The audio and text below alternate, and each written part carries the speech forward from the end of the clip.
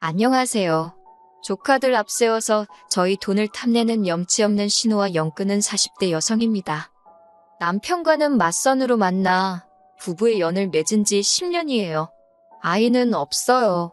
결혼 초에는 가지려고 노력한 적도 있었지만 횟수가 2년을 넘어가도록 노력을 하는데도 안 생기더라고요. 남편이 자기는 아이를 안 좋아한다며 없어도 괜찮다는 말로 저를 위로했지만 저는 도무지 납득할 수가 없었기에 병원을 찾았네요. 남편은 병원까지 가볼 필요가 있냐며 안 내킨다 해서 결국 저 먼저 혼자서 이런저런 검사를 받았는데 저는 아무런 문제가 없다고 하더군요. 설마 싶은 마음에 남편더러 나랑 살 거면 당장 검사 받으라고 아니면 이혼이라고 강하게 나갔습니다. 그제서야 남편이 정말 글자 그대로 병원에 도착해서 진료실에 들어갈 때까지 한숨을 푹푹 내쉬고서야 검사를 받았고요. 그리고 남편의 검사 결과는 충격적이었어요. 남편 정자에 문제가 있다고 하대요. 무정자증이라는 게 원인이 여러 가지인데 저희 남편은 말 그대로 공장이 작동을 안 하는 거래나 청천벽력 같은 소식에 정말 다리 힘이 풀린다는 게 이런 건가 싶었습니다. 남편에게 결혼 전부터 알고 있었는데 나를 속인 거냐 단도직입적으로 물으니 그건 아니래요. 절대로 아니라면서 사람들 시선은 신경도 쓰지 않고 저한테 미안하다면서 차가운 병원 바닥에 주저앉아 우는데 제 마음도 찢어질 듯 아프고 어찌할 바를 모르겠더군요. 그래도 결론부터 말씀드리자면 결국엔 남편을 그리고 저희가 처한 현실을 받아들이기로 했습니다. 언젠가 저 닮은 딸, 남편 닮은 아들 하나씩 낳아서 가정을 꾸리고 싶은 제 꿈은 비록 이루어질 수 없게 되었지만 남편이 저를 사랑하고 제가 남편을 사랑하는 마음은 그대로였으니까요. 이후로 저희는 저희 나름대로 꿈과 목표를 쫓으며 결혼 생활을 이어갔습니다. 결혼 당시 남편이나 저나 직장 생활을 하면서 모아둔 돈이 제법 있었기에 저희 둘의 힘만으로 신혼살림을 시작했어요. 사실 시댁이나 친정이나 자식들한테 손을 벌리진 않으셨지만 그렇다고 니들 써라 하고 목돈 척척 내주실 상황도 아니었거든요. 한편 남편에게는 위로 3살 차이 나는 시누이가 있었는데 시누이는 저희에 비하면 이른 나이에 시집을 갔어요. 시누이 나이 23살에 대학 졸업을 앞두고 아이를 가졌거든요. 참고로 신우 남편은 서울 노량진 고시촌에서 자취를 하며 사법고시를 준비하던 3살 연상의 고시생이었습니다. 세상에 자기 자식 귀하지 않은 사람이 어디 있겠어요. 그런데 신우 남편 집안에서는 그 반응이 더 심했던 모양입니다. 사실 신우 남편 집안도 저희 시댁만큼이나 경제적으로는 별 볼 일 없었는데 그나마 남자 쪽에서는 판검사 될 아들이 시덥지 않은 여자한테 발목이 잡혔다며 애고 뭐고 필요 없다고 결혼 안 시킨다고 했다대요. 딸 가진 죄인이라고 저희 시부모님 쪽에서는 말도 안 된다. 애는 혼자 만들었냐. 결혼 꼭 시켜야 된다며 버텼고요. 그리고 자식 이기는 부모 없다고 결국은 그 심한 반대를 이겨내고 신우와 신우 남편이 부부의 연을 맺게 된 거예요. 그나마 신우 남편 쪽에서 남사스러워서 주변에 말 못한다 해가지고 제대로 식도 못 올리고 살림만 합쳤다가 나이가 10살 남짓 되어서야 웨딩드레스를 입었고요. 그렇게 힘들게 한 결혼인 만큼 잘 살았으면 좋았을 텐데 신우는 결국 졸업을 코앞에 두고 대학을 떠났고 이내 출산을 했습니다. 당시만 해도 산후조리원이 무척 비싸서 저희 시어머니께서 신우를 살피셨고 신우는 몸을 풀기가 무섭게 바로 직장에 취직을 했대요. 이후로 시어머니가 애를 키워주다시피 하셨고 신우는 신우대로 생활비를 벌어 신우 남편의 고시 공부를 뒷바라지했고요. 이건 여담이지만 그런 와중에 금슬은 좋았는지 어느새 애들은 셋으로 늘어났답니다. 여러 가지 의미로 대단하지요. 아무튼 문제는 그럼에도 불구하고 신우 남편이 판검사는 고사하고 1차 시험도 패스를 못했어요. 이 정도 되면 신우 남편 부모님도 좀 기세가 꺾일 만한데 이게 다 자기 아들 발목 잡은 신우 때문이라면서 오히려 신우를 더 잡더라고요. 이야기를 듣고 있으니 같은 여자로서 신우가 참 불쌍하대요. 하지만 같은 여자이자 가족으로서 불쌍한 건 불쌍한 건데 신우가 자기 사는 게 힘든 걸 저희한테 보상을 받으려고 하니 환장할 노릇이었습니다. 저와 남편이 결혼하고 얼마 지나지 않았을 무렵이었습니다. 어머님 말씀이 당신 사위, 그러니까 신우 남편이 고시 공부를 접기로 했다고요. 하지만 그게 다가 아니었고 뜬금없이 서점을 열겠다 하더랍니다. 말이 나와서 말이지만 처음 서점 이야기를 듣고 제가 남편에게 그건 아닌 것 같다고 했어요. 제 말을 들은 남편도 동감이라더니 곧장 신우한테 매형 좀 말려보라고 한 소리 했고요. 그런데 신우가 오히려 저희를 속물 취급하면서 돈 때문에 하는 게 아니다. 나라의 미래를 위해서 동네 서점이 얼마나 중요한지 아냐 어쩌냐. 뭐 자기 신념이 있어서 한다하니 누가 말리겠어요. 막말로 저희가 돈을 보태줄 것도 아니고 저희도 저희 코가 석자였으니까요. 결국 그래 뭐 알아서 해라 잘해봐라 하고 이후론 저희도 말을 아꼈습니다. 이후로 신우네가 대출을 받아서 기어이 서점을 차리더라고요. 그리고 처음엔 좀 장사가 되는가 싶기도 했는데 아니나 다를까 얼마 못 가서 파리가 날리기 시작하대요. 그리고 신우 남편이 지금도 포기를 못하고 있지요. 신우가 못 빠지게 회사에서 돈 벌어오면 그걸로 서점 빵꾸나는 거에 메꾸고 사실 말이죠 서점이지 이제 오만 잡동사니를 다 가져다 팔아요. 그나마 지방인이 버티고 있지 서울이었으면 진작에 나가떨어졌을 겁니다. 한편 그렇게 제가 남편하고 결혼한 지 한 3년차 되던 때였어요. 설명하자면 긴데 일단 결혼할 때부터 남편과 저는 이미 명절을 어떻게 보낼지 서로 상의를 해둔 상황이었습니다. 한 번은 친정 먼저, 다음엔 시댁 먼저, 명절마다 순서를 바꿔가자고요. 그리고 그날은 친정에 갔다가 명절 당일 저녁에 시댁에 왔지요. 참고로 저희 시댁은 제사가 없고 남편의 무정자증이 밝혀진 이후로는 시부모님이 저를 소위 건들지를 않으셨네요. 오히려 제 눈치를 좀 보셨다고 해야 하나. 아무튼 명절 당일 저녁에서야 도착한 시댁에서 하루를 자고 이튿날이 되어서야 신혼의 가족을 만나게 되었습니다. 애들이 새해 복 많이 받으라고 인사를 했고 저도 애들 손에 10,000원씩 들려줬어요.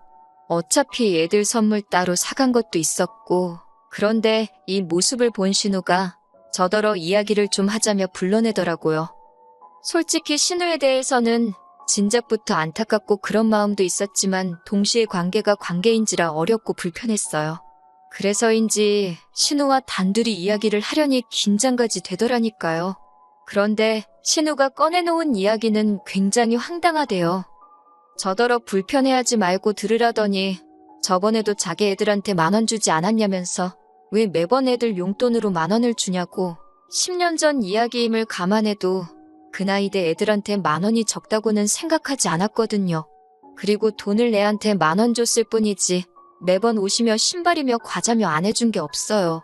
말이 나와서 말이지만 가족들끼리 모여서 외식을 해도 돈은 항상 저희가 냈고 명절이고 어머님 아버님 생신 때도 저희 부부만 용돈을 챙겨드렸습니다.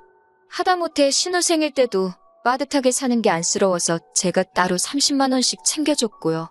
그런데 애들 용돈이 적다는 걸로 지적을 받는다는 게 황당하더라고요.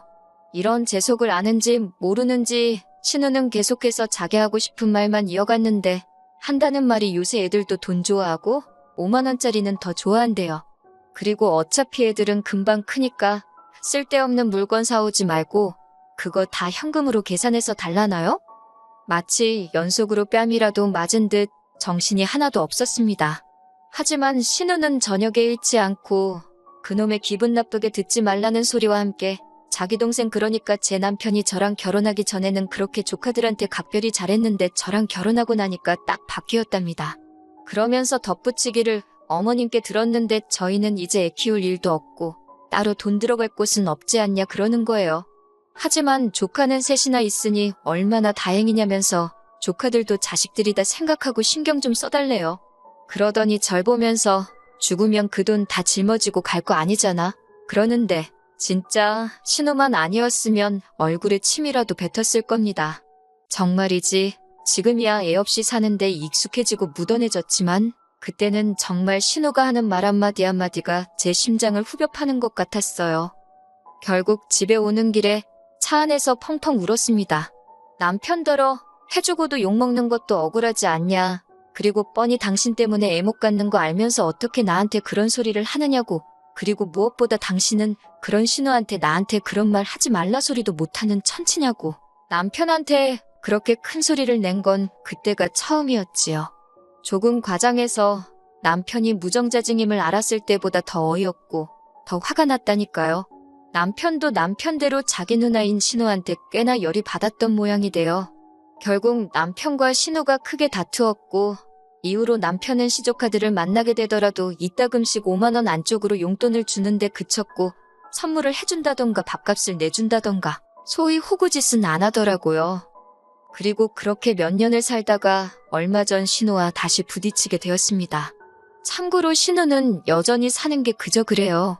신우에게 전화가 왔는데 하는 말이 큰애가 이번에 수도권에 있는 대학에 합격을 했다고요. 뭐 달리 해줄 말이 뭐가 있겠어요? 어쨌든 힘든 시절 다 보내고 이제 대학생이 된다 하니 기특했고 외숙모로서 축하한다고 했지요. 그러자 신우가 이번에도 맨입으로 그러는 거예요.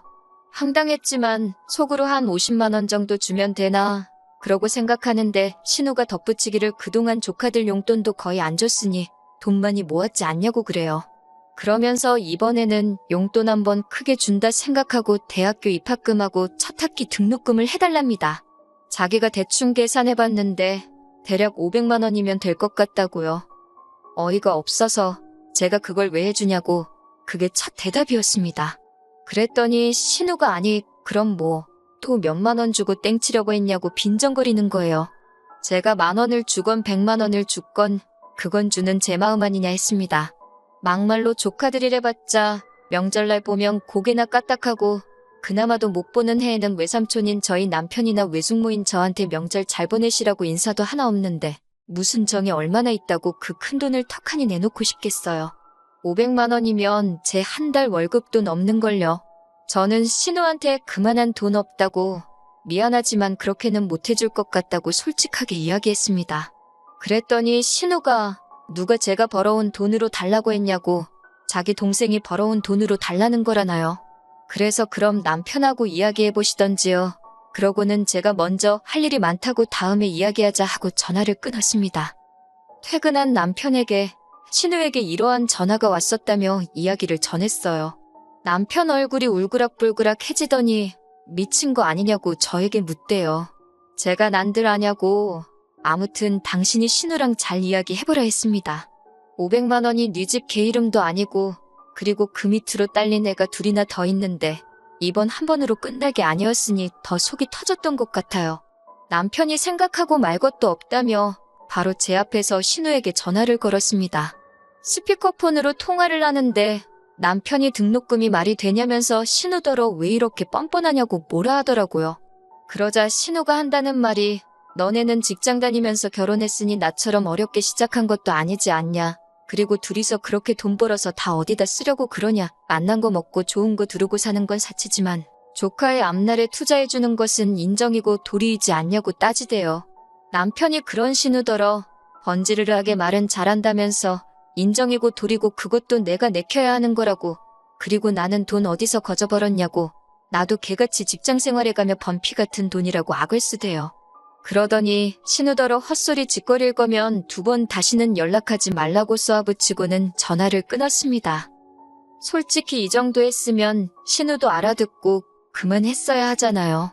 그런데 바로 이튿날 이른 아침 남편이고 저고 출근 준비로 바쁜데 어머님한테 전화가 왔어요. 어머님이라고 핸드폰에 뜨는 순간 어제 일 때문이라는 건 직감적으로 알아챘지요. 어머님께서 하시는 말씀이 얼마나 힘들면 저러겠냐고. 그러면서 남편더러 형제라곤 너네 둘 서로밖에 없는데 돈 몇 푼에 이렇게 의가 상해야 되겠냐면서 얼마라도 좀 해주라고 하셨습니다. 어머님도 한 200만 원 해주기로 하셨다면서. 그러자 남편이 어머님더러 어머니도 이런 말씀 하실 거면 전화하지 말라고 하대요. 그러면서 신우도 웃긴다고 능력이 안 되면 낯을 말지 뭐 한다고 셋이나 줄줄이 나와서는 여기저기 용돈을 구걸하고 다니냐. 그리고 어차피 우리는 애도 못 낳으니까 있는 돈 나눠 쓰잔 식으로 말했던 거 잊지 않고 있다며 어머님이 무슨 죄라고 거기다 대고 화를 내더라고요. 사실 저도 대놓고 용돈 달라고 한 거보다 어차피 너희는 애도 없지 않냐면서 어쩌고저쩌한 그 소리가 마음에 한으로 맺혔어요. 그래서 이후로는 내 재산이 지들 재산인 줄 아나보지 싶어서 더 꽁꽁 감추고 안 쓰고 싶더라고요. 결국 어머님께서는 남편하고 저에게 너희가 그렇게 마음 상해 있는 줄은 미처 몰랐다며 미안하다 하셨습니다. 내키지 않으면 어쩌겠냐고 도와주지 말라시대요.